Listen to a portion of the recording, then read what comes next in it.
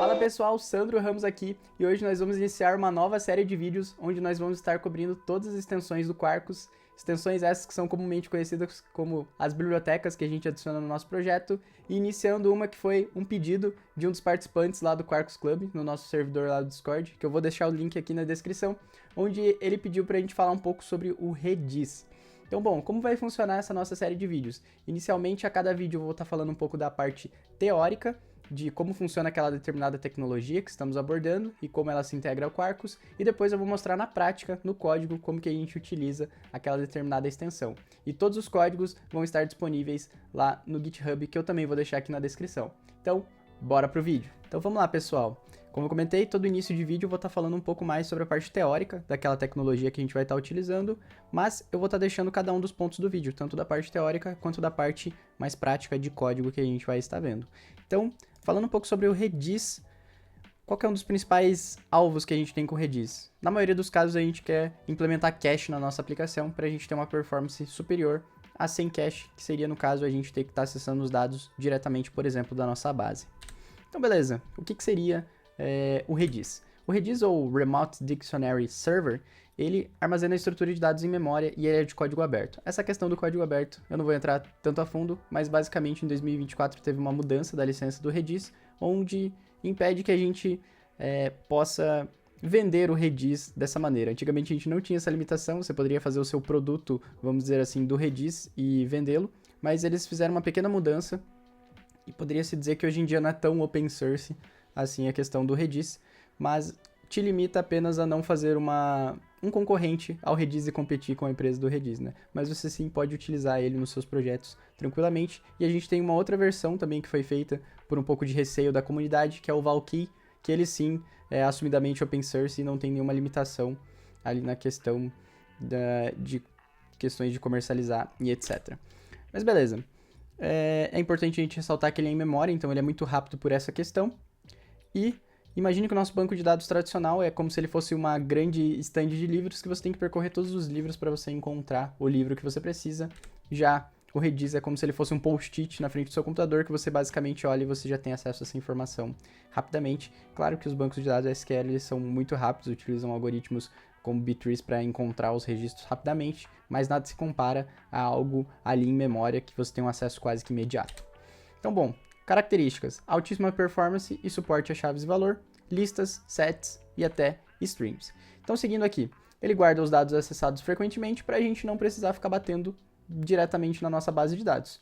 Então, isso é o que nós chamamos de cache, que é interessante da gente estar normalmente guardando nesse nosso Redis. Tokens de login, carrinhos de compra, quando a gente está falando de microserviços e a gente tem vários serviços distribuídos e precisam ter acesso a essa informação de uma maneira rápida.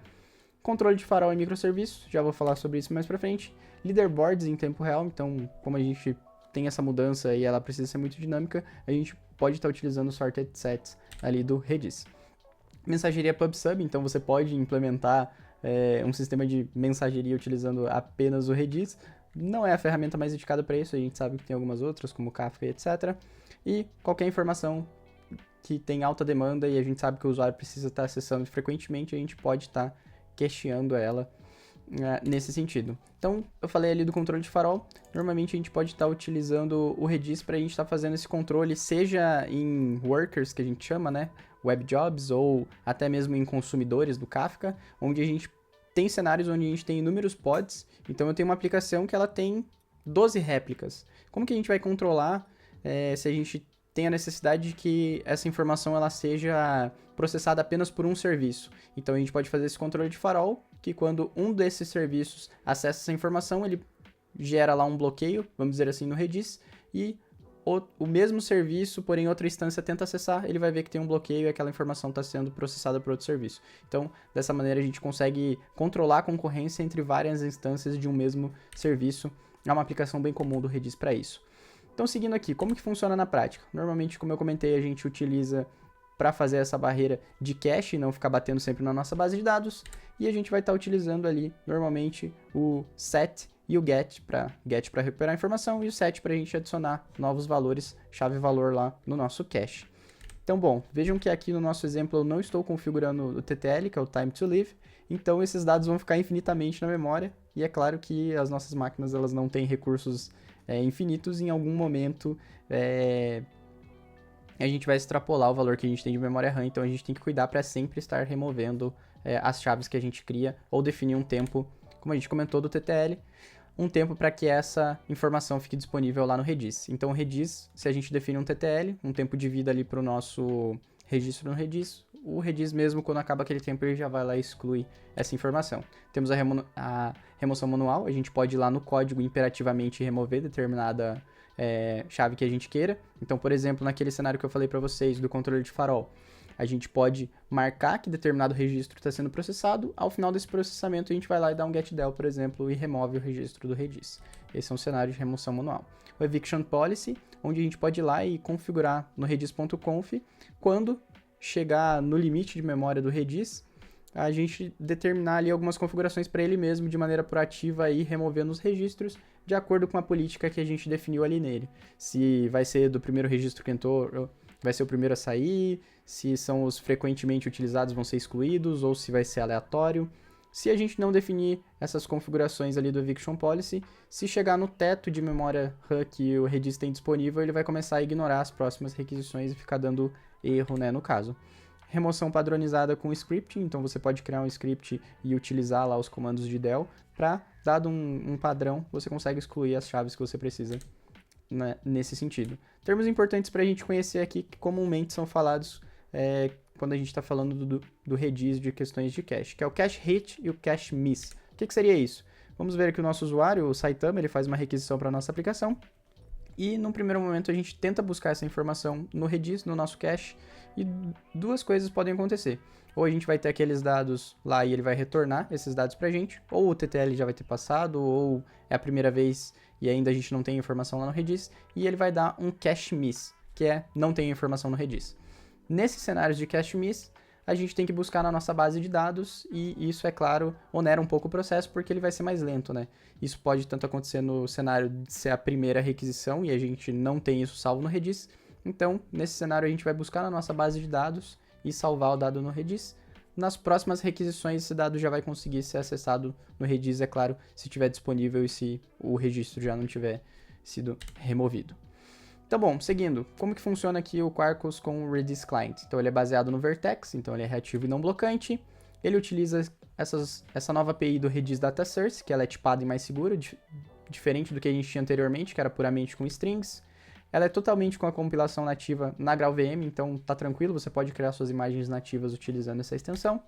E ela tem suporte ao desenvolvimento tanto imperativo quanto o reativo com o SmartRai Mutiny, né, onde a gente pode criar lá os unis e os multis. Então, a serialização é algo bem interessante, que ela é feita de maneira abstrata para a gente, poderia se dizer assim. Basta que a gente tenha a biblioteca também do Jackson ou do JSONB e esse parse desse JSON ele já vai ser feito de maneira automática. Então aqui eu tenho um exemplo que eu tenho o idempotency data.dto, que é basicamente um record que eu criei, que ele tem um JSON e ele tem...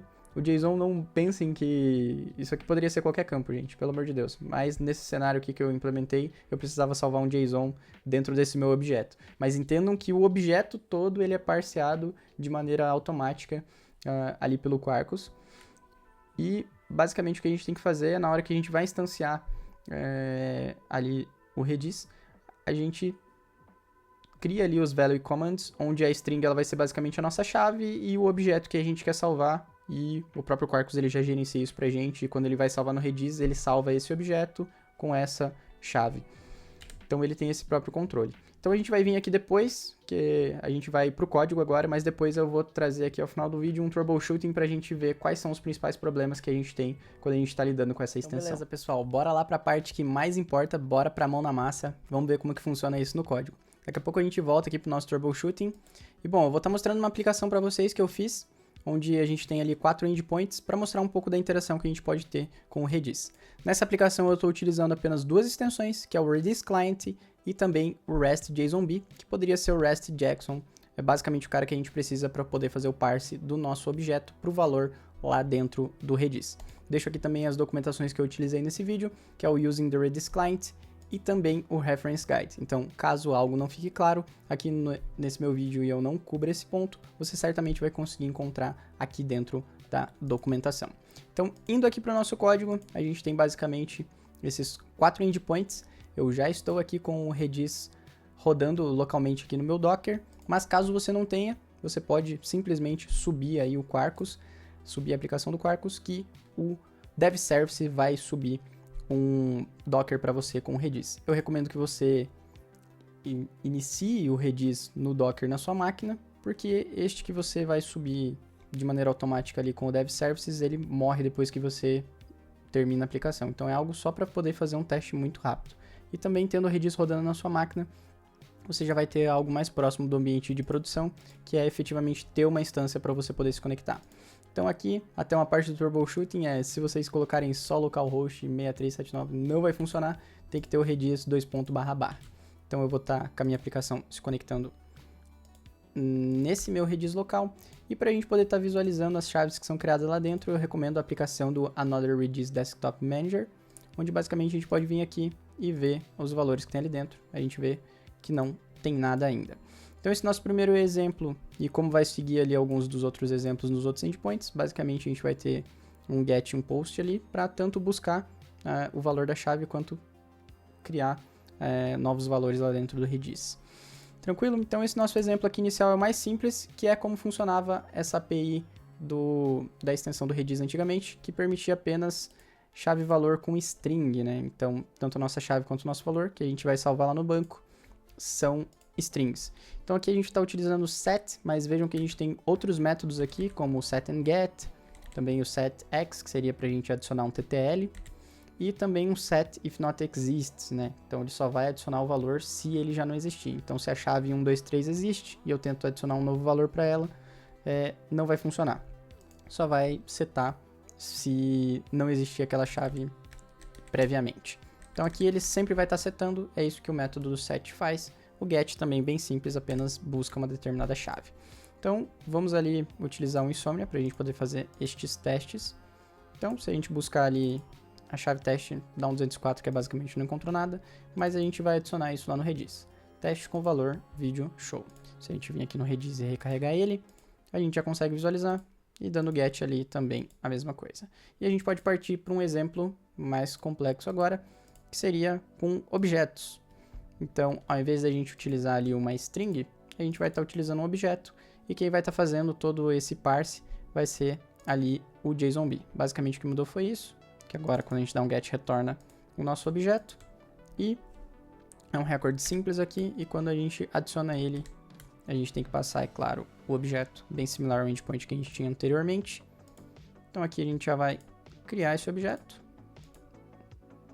e se a gente buscar ele, claro que esse cara já vai estar salvo lá no Redis na primeira vez que a gente criou, e ele já faz esse parse automático desse JSON pra gente.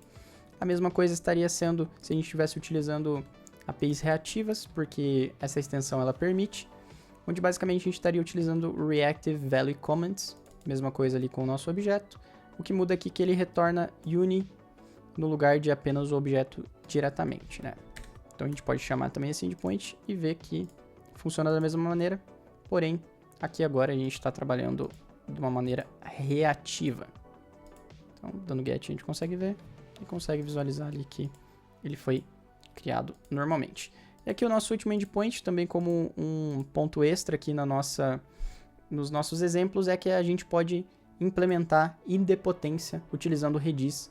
A idempotência basicamente é o conceito de uma requisição duplicada, a gente não atender a segunda requisição. Então, por exemplo, se a gente tem lá uma geração do QR Code do Pix num determinado endpoint nosso, e se o cliente clicar 1000 vezes lá no botão, a gente não pode gerar as 1000 vezes, ou seja, dado uma mesma requisição idêntica, a gente não pode ficar atendendo essa mesma requisição várias vezes. A gente tem que atender a primeira, executar ela, e a segunda requisição idêntica a gente tem que ignorar ou dar o resultado da primeira, né, no caso, que seria o QR Code ali a primeira vez. Então, como que a gente controla isso? A gente tem um carinha chamado idempotence key que quem está consumindo o seu serviço vai mandar. É isso que vai identificar essa requisição de maneira única. Então, a gente vai começar a identificar por esse idempotence key. Se eu receber esse cara, eu vou ver se ele existe lá no Redis. Se ele existe, pode ser que ele está em processamento, ou se ele já tiver sido processado, vai ter o JSON para eu retornar o valor, de tal maneira que eu não vou atender essa segunda requisição idêntica. e fazer o processo novamente. Então, bom, aqui rapidamente para falar para vocês como que eu fiz essa implementação, foi utilizando interceptors, eu criei essa anotação, basicamente, para adicionar ali no nosso endpoint, e nela eu passo qual que vai ser o TTL desse cara lá no Redis. Então, beleza. E se eu tirasse isso, também já não funcionaria. Basicamente aqui no nosso idempotency interceptor, que é um dos conceitos que a gente tem no Quarkus, que a gente pode capturar, né, a requisição enquanto a gente está recebendo e processando ela. Eu tenho aqui o nosso objeto, que guarda lá o JSON e também os status que podem estar, né, esse processo da idempotency, tanto em processamento quanto em completo. Que se eu receber esse cara e ele não for novo, a gente já joga ele aqui para processando. E se ainda está em processando e é a segunda requisição, a gente vai retornar um 409, senão a gente vai retornar o valor que a gente tem lá dentro do Redis. Se for uma requisição nova, a gente vai fazer o processamento que a gente já tinha dentro da aplicação. Tendo o retorno desse processamento, a gente salva lá no Redis e todas as próximas requisições a gente retorna, né, o valor que está lá dentro do Redis. Vamos ver como funciona isso na prática. Então, eu estou mandando ali, meu usuário está sendo criado lá dentro da aplicação. Se a gente pegar aqui, a gente recarregar, a gente vai ver que esse cara aqui está em processamento. E já executou o processo e a gente salva ali, ó, na nossa base, já vai ter o valor atualizado. Vamos só recarregar ele aqui, ó. Tem o valor atualizado, que se a gente chamar de novo, ele já não vai estar como um valor novo e ele vai retornar só o que já está salvo ali em cache.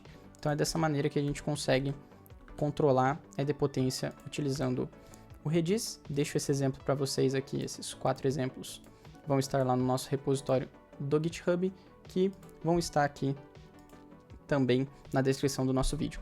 Voltando aqui no nosso troubleshooting, o que a gente pode ter de problema na nossa aplicação? Tipagem e serialização. Se você só adicionar se você só adicionar o cliente do Redis e não adicionar o JSON ou o JSONB, você vai ter problema de serialização. Você vai tentar utilizar daquela mesma maneira que a gente fez, porém vai dar erro. Então aqui a gente tem também a questão de você tentar utilizar a programação imperativa num endpoint que você construiu de maneira reativa. Então você está lá retornando seu Uni e você coloca um processamento muito pesado, retornar 1000 chaves lá 1 milhão de chaves lá do Redis. Isso é um processamento que vai blocar a thread e você vai ter problemas ali se você está fazendo um endpoint reativo. Configuração do host no Docker, se você está com a sua aplicação rodando num Docker e com o Redis rodando em outra, e você coloca lá dentro da sua aplicação para apontar para localhost, por exemplo. Se tiver na mesma network vai funcionar, senão vai dar erro. Então esse tipo de problema que vocês podem ter. O cache stampede, que é o estouro de boiada, é um erro bem específico, que é quando você tem lá 1000 usuários tentando setar uma chave e mais 1000 usuários tentando buscar ela ou tentando excluir ela, né? Então, 1000 usuários tentando buscar ela e 1000 usuários tentando excluir. Então, usuários não, né? No caso, várias aplicações suas ou usuários também poderia ser um exemplo. Mas é um erro bem específico que vai dar ali na utilização da sua aplicação, né? Então, esse troubleshooting aqui é para a gente saber os problemas que a gente pode ter utilizando o Redis e essa extensão.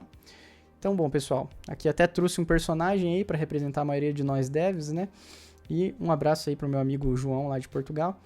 Então, bom, pessoal, finalizando aqui o vídeo por aqui. Espero que este vídeo agregue aí para vocês e que tenha apresentado para vocês como utilizar essa extensão muito importante aí no nosso mundo de desenvolvimento. Valeu, pessoal, até um próximo vídeo e valeu!